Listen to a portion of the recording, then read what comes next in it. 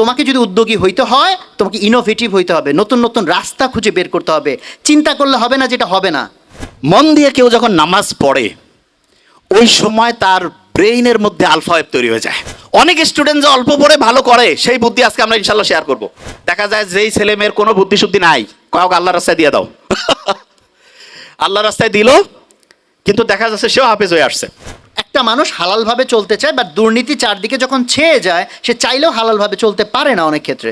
আমি আসলে খুব আক্ষেপ করছিলাম আমাদের ছাত্রবন্ধু ঠিক তোমাদের মতো করে, যে সোহাগ ভাইয়ের আলাপটা আরেকটু লম্বা কেন হলো না, আমাদের ডাক্তার নাবিল ভাইয়ের আলাপটা আরেকটু লম্বা কেন হলো না। নিশ্চয়ই তোমরা সেই অনুভবটা করছিলে নাকি? প্রথম রাতে আমি যখন ঘুমাবো, প্রথম রাতে, তখন আমার ডিপ স্লিপটা বেশি হবে। কোন স্লিপ? ডিপ স্লিপ যখন বেশি হবে তখন মূলত আমার চার্জিংটা হাইয়েস্ট লেভেলে হবে। কি লেভেল হবে? হাইয়েস্ট লেভেলে। আচ্ছা, যে জায়গায় আমি ছিলাম, প্রত্যেক স্টুডেন্টের মধ্যে আমার মনে হয় প্রত্যেক স্টুডেন্টের মধ্যে যে প্রশ্নটা আসছে, আমরা তাহলে ঘুমাবো ঠিক এশার নামাজের পরে, তাহলে আমাদের ব্রেইনের চার্জিংটা হবে 100 ওয়াটের। কত ওয়াট? 100। আচ্ছা, পড়ার ক্ষেত্রে মোস্ট ইম্পর্টেন্ট, ব্রেইনে কোন ওয়েভ দরকার? Alpha wave. ন্যাচারালি আলফা ওয়েভটা আমি পাবো আর্লি মর্নিং। আর্লি মর্নিং মানে হতে পারে ভোর 4টা-5টা থেকে সকাল 8টা-9টা। এই সময়ে ব্রেইনে আলফা ওয়েভ থাকে, এবং আলফা ওয়েভের ঢেউ প্রত্যেক মুহূর্তে 8 থেকে কত? 8 থেকে 12। এই সময়ে 1 ঘন্টায় যে পড়া হবে, দিনের অন্য সময় যখন ব্রেইনে আলফা ওয়েভ নাই, ওই সময় ওই 1 ঘন্টার পড়া পড়তে 4-5 ঘন্টা লাগবে। তার মানে হচ্ছে একটা মুসলমান স্টুডেন্ট বা যে কোনো, সে যে ধর্মেরই হোক, কারণ ব্রেইন সবার জন্য সেম ওয়েতে কাজ করবে। আল্লাহ সবার জন্য কিছু জিনিস ইউনিভার্সাল করে দিয়েছেন। একটা ব্রেইনের মধ্যে আলফা ওয়েভ তৈরি করে যখন স্টুডেন্ট পড়তে থাকবে, তখন দেখা যাবে যে সেই স্টুডেন্ট 1 ঘন্টা পড়লে পড়ে 4-5 ঘন্টার পড়া তার ব্রেইনের শর্ট টার্ম থেকে long term memory centre reserve হওয়ার প্রক্রিয়া গতিশীল হবে। তার মানে যেই স্টুডেন্ট আর্লি মর্নিং পড়বে সে আলফা ওয়েভ পাচ্ছে এবং তার পড়ার গতি খুব দ্রুত হচ্ছে। এটা হচ্ছে ন্যাচারালি। এখন অনেকে বলতে পারে যে ভাই আমি ন্যাচারালি তো জানলামই, আমি কৃত্রিমভাবে ব্রেইনে আলফা ওয়েভ তৈরি করতে চাই, সেটার কোনো বুদ্ধি আছে কিনা? এটা সবচেয়ে ইন্টারেস্টিং, যে আমি কৃত্রিমভাবে যদি তৈরি করতে পারি, যখন মন চাইলে তখন ব্রেইনে আলফা ওয়েভ নিয়ে আসলাম, তার মানে অল্প সময়ে পড়লাম, পড়া হিউজ ভাবে হচ্ছে ইম্প্যাক্ট করে ফেললো। এইটার জন্য আল্লাহ অসাধারণ একটা সিস্টেম দিয়েছেন আমাদের, এবং আমি আশা করব যে কোনো পর্যায়ের লোক, যে কোনো, এখন থেকে এই জিনিসটা ফলো করতে পারে। সেটা কি? বিজ্ঞানীরা অবাক হয়েছে, আমরা যখন নামাজের মধ্যে দাঁড়াই, নামাজ যখন কেউ পড়ে এবং মন দিয়ে নামাজ পড়া বলতে কি, আমি এখন একটা ঘটনায় আসছি। মন দিয়ে কেউ যখন নামাজ পড়ে ওই সময় তার ব্রেইনের মধ্যে আলফা ওয়েভ তৈরি হয়ে যায়। কি হয়? Alpha wave. নামাজ পড়ে আসলাম, এবং ইসলামে কিন্তু ফরজ নামাজটা মসজিদে পড়ার পরে অন্য যে কোনো নামাজ বাড়িতে পড়তে উৎসাহিত করছে। আমার তো মাঝে মধ্যে মনে হয় যে বাড়িতে নামাজ পড়েই বইটা একটু হাতে নেওয়া উচিত। বইটা একটু হাতে নিলাম, নিয়ে একটু যদি পড়ি, ব্রেইনে আলফা ওয়েভ তৈরি হয়েছে। আচ্ছা, অনেকের মাথায় প্রশ্ন আসে যে ভাই নামাজ পড়লাম, ব্রেইনে আলফা ওয়েভ তৈরি হলো, কতক্ষণ থাকবে? এটা বোঝার একটা এক্সাম্পল দেই। ফ্যান একটা চলতেছে, যদি বন্ধ করি সাথে সাথে কি অফ হবে? কিছুক্ষণ ঘুরবে না? অ্যাবসলিউটলি এই ঘটনাটা ব্রেইনে ঘটে। যখন আলফা ওয়েভ, নামাজ পড়লাম, নামাজের পরে যদি 20টা মিনিট পড়ি, 20টা মিনিট, 20 মিনিটে দেখবো অন্য সময়ের 1.5-2 ঘন্টার পড়া হয়ে গেছে।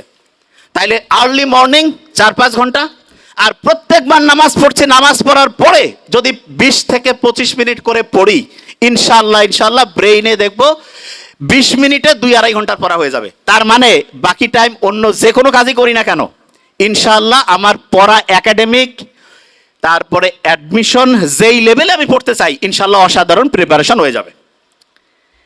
এখন হাফেজ যারা হয় তারা পরে আল্লাহর কালাম পড়ে, ঠিক না? এবং কোরআনের গঠন শৈলী কেউ যদি অ্যানালাইসিস করে অবাক হয়ে যাবে, এত সুন্দর মিল। আমি তো আরবি পড়ি, বোঝার চেষ্টা করি। কেউ যদি সূরা নাসটা পড়ে, নিশ্চয়ই মনে মনে একটু আমরা যদি পড়ি, হ্যাঁ, কুল আউযু বিরাব্বিন নাস, মালিকিন নাস, সবগুলোর মধ্যে একটা কি অসাধারণ ছন্দ আল্লাহ দিয়ে রাখছেন। এবং এই ছন্দটা এমন যেটা ব্রেইনটাকে তরঙ্গগুলোকে হচ্ছে কুল ডাউন করে আলফা ওয়েভে আনতে হেল্প করে। তার মানে নামাজের টাইম নাই, মন চাচ্ছে যে আমি একটু পড়া আমার আলফা ওয়েভে পড়বো, কোরআনটা বের করে সূরা ফাতিহাটা একটু পড়ি, আর কিচ্ছু করা লাগবে না, তারপরে হচ্ছে 20 মিনিট পড়বো, ব্রেইন আলফা ওয়েভে ইনশাআল্লাহ 20 মিনিট অটোমেটিক কাজ করবে। অনেকে মনে করে কোরআন পড়তেছি টাইম লস হবে, মূর্খ। ব্রেইনে আলফা ওয়েভ থাকলে যাই করবো 20 মিনিটে তো 1.5-2 ঘন্টা। কেউ পারবে আমার সাথে? কেউ পারবে? প্রশ্নই আসে না। কোরআন যখন পড়ে কেউ, দেখা যাচ্ছে ক্লাসের পড়া হয় না, সাধারণত হাফেজিতে, সাধারণত এখন আল্লাহর রহমতে ট্রেন্ড চেঞ্জ হয়েছে, দেখা যায় যেই ছেলে মেয়ের কোনো বুদ্ধি শুদ্ধি নাই, কাউকে আল্লাহর রাস্তায় দিয়ে দাও, আল্লাহর রাস্তায় দিল, কিন্তু দেখা যাচ্ছে সেও হাফেজ হয়ে আসছে, ঠিক না? তা আল্লাহ তো বলছে যে আমি তো তোমাকে হেল্প করবই, এবং আল্লাহ যে প্যাটার্ন দিয়েছে সেইখানে কোরআন পড়ার পরে আলফা ওয়েভ তৈরি হয়, দ্রুত তার পড়া, দেখা যাচ্ছে শর্ট টার্ম থেকে লং টার্ম মেমোরি সেন্টার রিজার্ভের প্রক্রিয়াটা গতিশীল হয়। তার মানে আমরা 3টা জিনিস অলরেডি শিখছি, শেয়ার করেছি 3টা জিনিস। নাম্বার 1, আর্লি মর্নিং যদি পড়ি ব্রেনে কোন ওয়েভ? আলফা। যখন নামাজ পড়লাম তারপরে কোন ওয়েভ? যখন কোরআন পড়লাম তারপরে কোন ওয়েভ? আলফা। 3টা বুদ্ধি পেয়েছি। আচ্ছা, এখন একটা প্রশ্ন আসে, সেটি হচ্ছে অনেকেই বলে যে ভাই আমি তো নামাজ কালাম পড়ি, রোজা রাখি, সবই আছে, একটু ইসলামের বাইরে অন্য কোনো কিছু করি, তা কি এমন হবে? ভালো আমল আর যদি খারাপ আমল কাটাকাটি করে কিছু থাকলে তো আমি ডান হাতে আমল নামা পেয়ে বেহেশতে চলে যাব, এরকম চিন্তা কিন্তু অনেকের মাথার মধ্যে আছে। তাই এইরকম একটা প্লেনের মধ্যে 2জন যাত্রী পাশাপাশি বসা, একজন মুসলমান আর একজন অন্য ধর্মের। অন্য ধর্মের বলতেছে যে, অফার করছে যে একটু ওয়াইন খাও, তা বলছে না না আমি কেন ওয়াইন খাবো, আমি মুসলমান। আরে বাবা তুমি কি এখন মসজিদে আসো নাকি, ওয়াইন খেলে কি হবে? বলছে না আমি ওয়াইন খাই না। তখন যে ওয়াইন অফার করতেছে সে বলতেছে যে তোমাদের যে কি ধর্ম রে বাবা, গির্জায় গেলে আমরা ওয়াইন খাই না, তোমরা আবার মসজিদ না, মানে হচ্ছে বাড়ি না, একটু ফ্লাইটের মধ্যে একটু রিল্যাক্স করবা তবু ওয়াইন খাবা না, ব্যাপারটা কি? তখন পাশে বসা যে মুসলমান সে বলতেছে যে এই গাড়ির মানে ফ্লাইটে তো যে এটার যে চালক তিনি কিন্তু খ্রিস্টান। বলছে হ্যাঁ খ্রিস্টান, ইউরোপের ঘটনা। তা বলতেছে আচ্ছা ওনাকে যদি এখন মদ খাওয়ানো হয় তুমি কি জানার পরে এই ফ্লাইটে যাবা? কয় না আমি কেন যাবো। কয় কেন যাবা না? বলছে উনি তো এখন ডিউটিতে আছে, ডিউটিতে কেন হচ্ছে মদ খাবে? তখন ওই মুসলমান বলতেছে যে আমাদের মুসলমানের গোটাল জীবনটাই হচ্ছে অন ডিউটি। অন ডিউটি, পড়া, বিয়া শাদী, কথা বলা, কথা শোনা, যা কিছু আছে অন ডিউটি। বিলিভ মি, এটাই সবচেয়ে সত্যি কথা। অনেকে আমরা মনে করি কি মসজিদের মধ্যে যাবো ওই সময় আল্লাহ আল্লাহ করবো, আল্লাহ আল্লাহ তো অবশ্যই করবো, কিন্তু আল্লাহ প্র্যাকটিক্যাল জিনিসটা সবচেয়ে বেশি পছন্দ করেন, সবচাইতে বেশি পছন্দ করেন প্র্যাকটিক্যাল। এবং আল্লাহর কাছে যখন আমরা দোয়া করি রাব্বানা আতিনা ফিদ দুনিয়া, দুনিয়াও লাগবে আখেরাতও, হ্যাঁ, তবে দুনিয়া পাইতে গিয়ে যাতে আখেরাত ধ্বংস না করি, এইটা খুব গুরুত্বপূর্ণ। আমরা যখন তোমাদেরকে বিভিন্ন রকম নসিহা করি, যেহেতু এটা নসিহা প্রোগ্রাম, যে এটা করবা, এটা ভালো, এটা ভালো, সেটা ভালো, অনেক ক্ষেত্রে হয় তোমরা পারপাস বোঝার চেষ্টা করো না, উদ্দেশ্য বোঝার চেষ্টা করো না, ভিতর বিষয়টা কি এটা বোঝার চেষ্টা না করে জাস্ট ইনস্ট্রাকশন ফলো করতে চাও। এই জন্য পারপাস বোঝা খুব ইম্পর্টেন্ট। তো এই পারপাস বোঝার ক্ষেত্রে প্রথমে বোঝা দরকার উদ্যোক্তা দিয়ে আমি আসলে কি বোঝাই। ইন জেনারেল যে কেউ শুনলে অথবা প্যারেন্টসরাও যারা শুনতেছেন তারা ভাবতে পারেন যে বাচ্চা মাত্র এসএসসি পাস করছে, এখনই তার মাথার মধ্যে আপনি টাকা কামানোর ধান্দা ঢুকাইতে চান কিনা। তো এই জন্য আগে ক্লারিফাই করা দরকার উদ্যোক্তা দিয়ে আসলে কি বোঝায়। উদ্যোক্তা মানেই ব্যবসায়ী, উদ্যোক্তা মানেই টাকা কামায়, ব্যাপারটা এটা না। উদ্যোক্তা শব্দটা আসছে কি থেকে? উদ্যোগ থেকে। আচ্ছা আজকে এখানে যারা যারা লেকচার দিচ্ছে কে কে এর মধ্যে উদ্যোক্তা ছিল? আমি একজন উদ্যোক্তা না? আর কে কে উদ্যোক্তা ছিল? শাহ আহমদুল্লাহ কি উদ্যোক্তা? উনি তো একজন আলেম, নাকি উদ্যোক্তা? উদ্যোক্তা। কি ব্যবসা ওনার? আখেরাতের ব্যবসা, তাই না?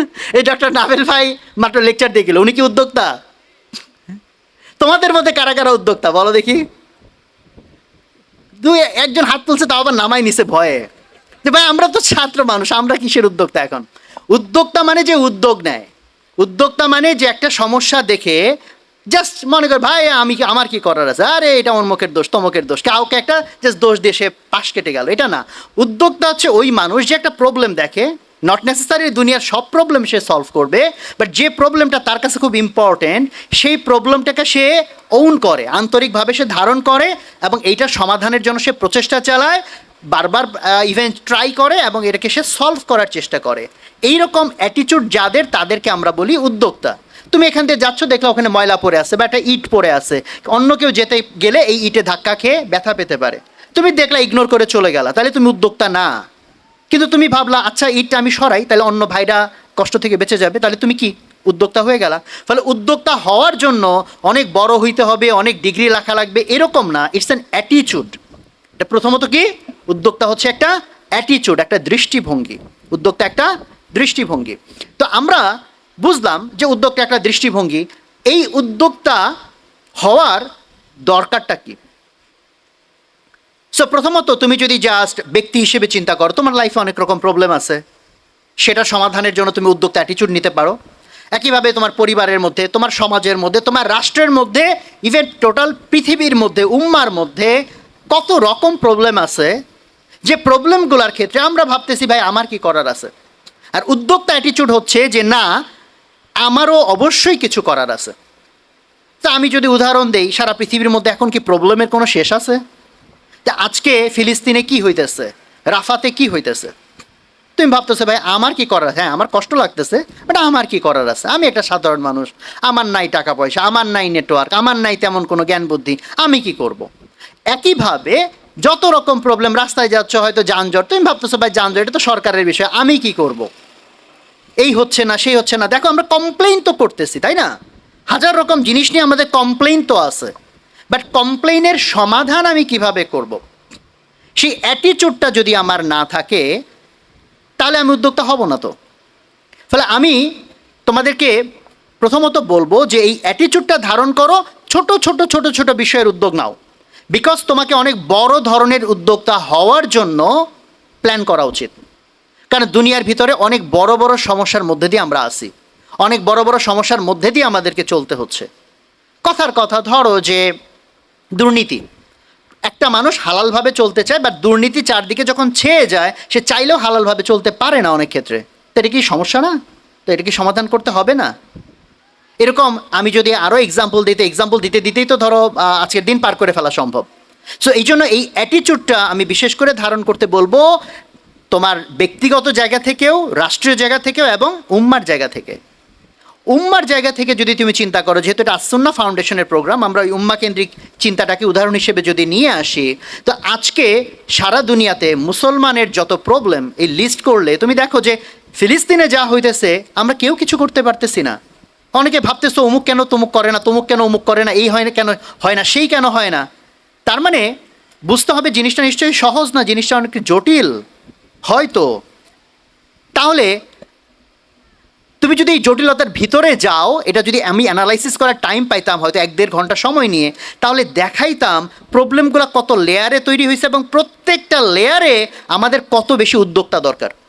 শুধু এইটুকু আগে বোঝার চেষ্টা করো, তোমরা যখনই বড় প্রবলেম চিন্তা করো তখন হয়তো ভাবো যে আমার বোধহয় রাষ্ট্রনায়ক হওয়া দরকার, প্রেসিডেন্ট প্রধানমন্ত্রী না হইলে বড় সমস্যা তো সমাধান করা যাবে না। বাট আগে তোমাদের মাথায় এইটুকু ঢোকা উচিত, সারা পৃথিবীর এখন সবচেয়ে বড় বড় ক্ষমতা রাষ্ট্রের হাতে না, কোম্পানির হাতে। আমার কথা কি বুঝছো তোমরা? বড় বড় ক্ষমতা কি রাষ্ট্রের হাতে না কোম্পানির হাতে? ধরো সারা পৃথিবীতে ইসলাম নিয়ে যত প্রচার প্রচারণা, ওয়াজ নসিহাত হচ্ছে, তার মধ্যে একটা বড় অংশই তো এখন অনলাইনে হচ্ছে। অফলাইনে আর কয়জন? অনলাইনে কোটি কোটি ভিউয়ার।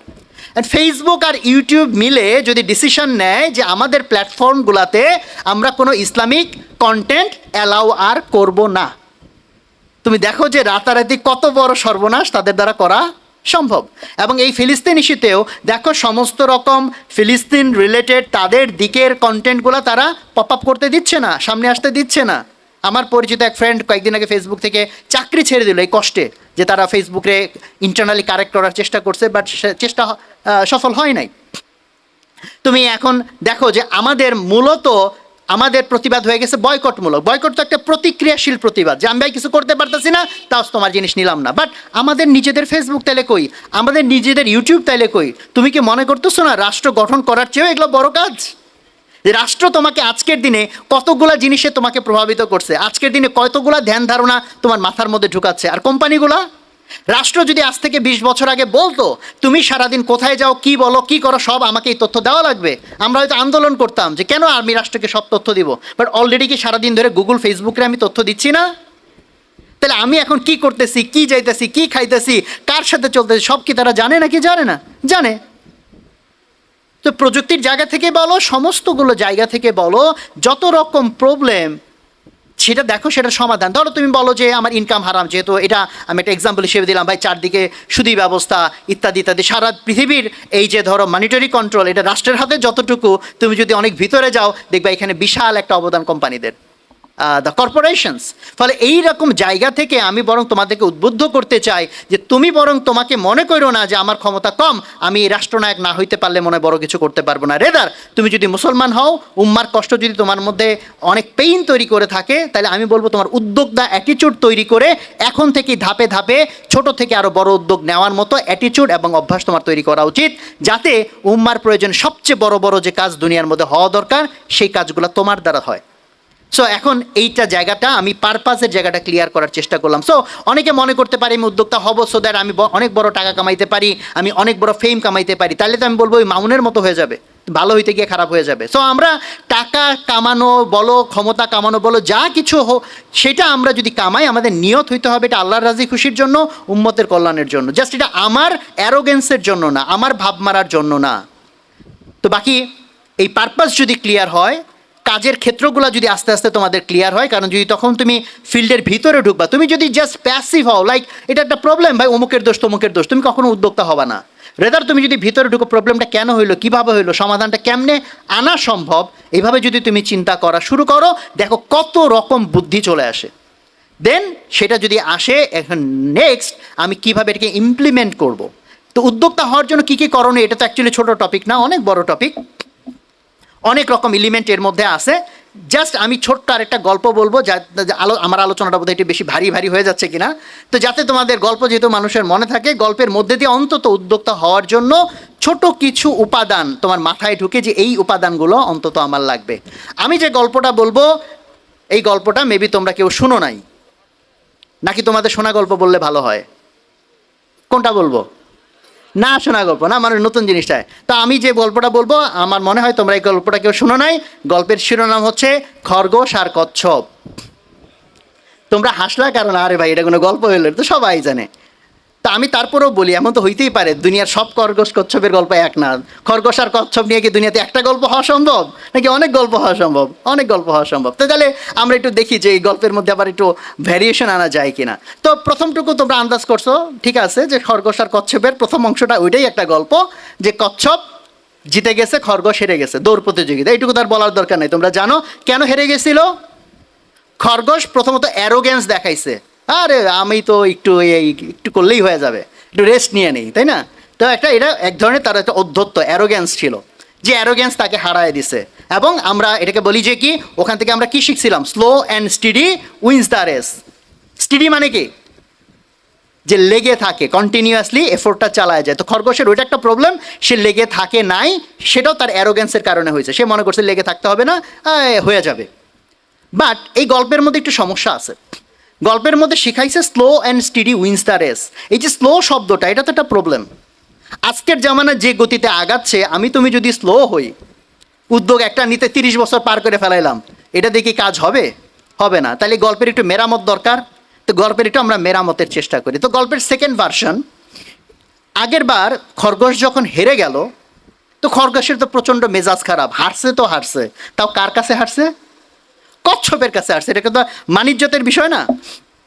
এই জন্য সে যে কচ্ছপকে আবার অফার দিল যে দৌড় আবার হবে। তো ঠিক আছে, দৌড় আবার। তো এইবার কি খরগোশ মাঝখানে গিয়ে ঘুমাবে তোমার মনে হয়? এইবার এমন দৌড় দিয়েছে, পিছে তাকায়ও দেখে নাই কচ্ছপ কই আসে না আছে, এক দৌড়ে পার। গল্পের এইটার একটা দ্বিতীয় পর্যায়ে, এই পর্যায়ে আমরা শিখলাম যে slow and steady wins the race কথা ওইটা ঠিক ছিল, এটা আগের আমলে। বর্তমান আমলের জন্য স্লোটাকে উল্টাইয়া ফাস্ট বানাইতে হবে। ফাস্ট অ্যান্ড স্টিডি, ফাস্টও হইতে হবে, সাথে কি হইতে হবে, স্টিডিও হইতে হবে। তোমাকে দ্রুত পদক্ষেপ নিতে হবে এবং লেগেও থাকতে হবে। গল্পের এরপরে আরেকটু আছে, কচ্ছপ যখন হেরে গেল ওর মন খারাপ, খরগোশের হয়েছিল মেজাজ খারাপ, কচ্ছপের হয়েছে মন খারাপ। কচ্ছপ ভেবে দেখলো তাই তো, ও যদি ঠিকঠাক দৌড়ায় ওর সাথে তো আমি জীবনেও পারবো না, আমার এইটুক পা, এটা দিয়ে আমি কেমনে ওর সাথে পারবো। এই জন্য এখন এই সমস্ত কেসে মেজরিটি মানুষ কি করবে, হতাশ হয়ে ছেড়ে দিবে, দূর ভাই আমার দিয়ে তো আর হবে না। বাট কচ্ছপ কী করলো, ভাবতেই থাকলো, মাথা খাটাইলো, হাল ছেড়ে দিল না। সে একটা বুদ্ধি বের করে ফেললো। বুদ্ধি বের করার পর খরগোশকে গিয়ে বললো দৌড় আবার হবে। তো খরগোশ তো হাইসেই বাঁচে না, বেটা তোর সাথে দৌড়ে একবার কেন, 100 বার হইলে 100 বারই তো আমি জিতবো।